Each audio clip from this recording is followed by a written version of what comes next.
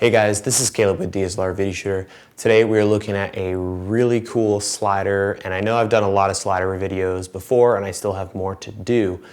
But this slider, out of all of them, has really surprised me. I think it's quite different when you take into account all the features, how it works, and the final cost. There's not a lot of people out there doing a slider like this at the quality level and the price entry level that this slider has achieved.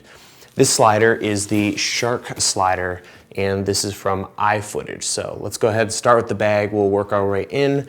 Comes with a really nice bag, has a pocket on the outside, these really nice pull tie zips. So let's go ahead and open it up here. All the way around. And I'm gonna pull the slider out and set the bag down.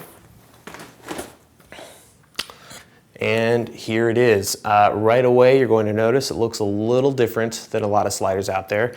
Most sliders have a single rail, and then there is a carriage unit that slides up and down it, uses ball bearings, friction, whatever. This one's a little different. It uses two super smooth, rather large carbon fiber tubes, and then this one is belt driven. Belt is really nice. It's so much better than ball bearing and friction because it really allows you to get smoother shots. Not only is the fall off of your slide smoother, but you're able to set up things like this down here, have a wheel or a crank, and that gives you a lot more control. So let's go ahead and put this on the tripod. See if I can make sure I get this on the right way here. And I'm just putting this on my Benro tripod here. Lock it down. And kill all of my tilt and shift and whatnot. Make sure this thing is kind of level for you guys. Awesome. You might notice that this is a little dirty, and that's because I had it out at this super cool abandoned old beat up church. So we're gonna look at some footage from the slider on that location in a little bit, and just a shout out to some friends out at F&V Gear. They let me know about this location, and it's just awesome. It's kind of the dream location for photographers and people like us. So anyway, back to the slider. So we have it here. You'll notice that the actual carriage unit itself is huge compared to the little tiny ones that are on most sliders. I really like this because it gives you a really solid base for your camera. And when it comes to sliders and other things, it's so important to have a sturdy base and something that this will really stabilize the sensor. Because on our sensors, our DSLRs are very sensitive to movement. So it's really nice that they have a full-size, legit carriage unit. Like a lot of sliders, we have a lock here, and then there's the actual slide. You can see it's incredibly, incredibly smooth. And that is mainly due to the belt and then this unit right here. Not only is this kind of like a crank on the end here, but it's also a weight. And what that allows it to do is not just zip across the rails, it gives you a nice smooth, very smooth control. So very, very incredibly brilliant unit. Everything's metal, brilliant cheese plate design. So on the ends here you have a larger block, and the reason these are larger than most sliders is because it has to house that little gear that the belt wraps around. So you have two of those on each end. They are removable, and then you have the little feet on the ends. I guess if I had to say one thing I didn't like about this, it was that the feet weren't very large. For instance, when I was on this shoot and was filming at this location in this church, it would have been really nice to have much longer legs on the ends of the unit so that I could use this all the way on the ground and be able to kind of set up a shot. Because a lot of times what you'll have is, like this church, there's a lot of just garbage and dirt and everything, and so there was a specific shot I needed to get, but I couldn't move any farther forward because the floor just didn't exist right in front of me. So I had a lot of changes in elevation, so it would have been nice to have really nice long legs. But of course I understand that with that would come much bulkier ends on the end of the slider. And these ones, because they're so small, they close up really nice so that you have kind of a nice compact end on the slider. So those are the feet.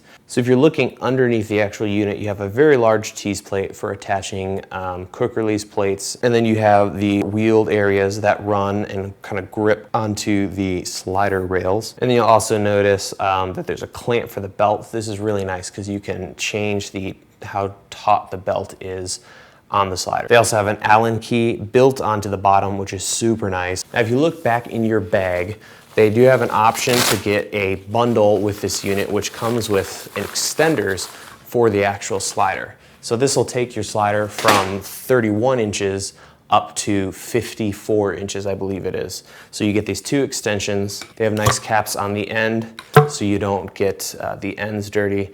And I'm really impressed with how smooth this is. So usually when you think of adding an extension like this, you're gonna run into issues with the carriage running over the joint point and it being, really bumpy. They really got their measurements right on all these pieces because there's literally no grooves left once you really snug this thing down. So that's really cool.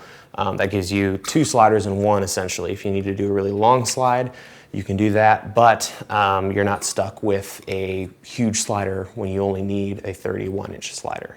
So I'm gonna go ahead and attach a tripod head to this thing and show you guys a couple different options for actually using the slider. And that's what's really cool about this is, typically when you're working with a slider, you hold on to the carriage or your camera itself, and then you move it back and forth. But you have a couple different ways to do it on this particular slider. First of all, obviously you have the standard moving it with your hand using the carriage, but you also have this fantastic weight on the end. And what I found works best is just putting your finger or two fingers on the top of this weight and then just slowly spinning it around. You can achieve perfect slides. It's really nice, and that's probably the biggest thing. I never really liked sliders, and the reason for that is I couldn't really get a perfectly smooth slide shot. So the reason for that was, I'm just not a very accurate person when it comes to moving an object by hand. So this really allowed a person like me, who's not the steadiest when it comes to things like sliders and jibs, to really achieve beautifully smooth shots. And the same goes for when you're just using, holding the actual carriage or your camera and moving it. I found that I could get much smoother shots doing it on this slider than other sliders, and the reason for that is this belt and weight combination. It really allows you to get these gorgeous smooth shots with a nice fall off. So when you let go, it gradually comes to a stop instead of just flying to the end of your slider. Because every slider is a little different. There's a lot of ones out there that are super zippy. There are some that are a little too stiff.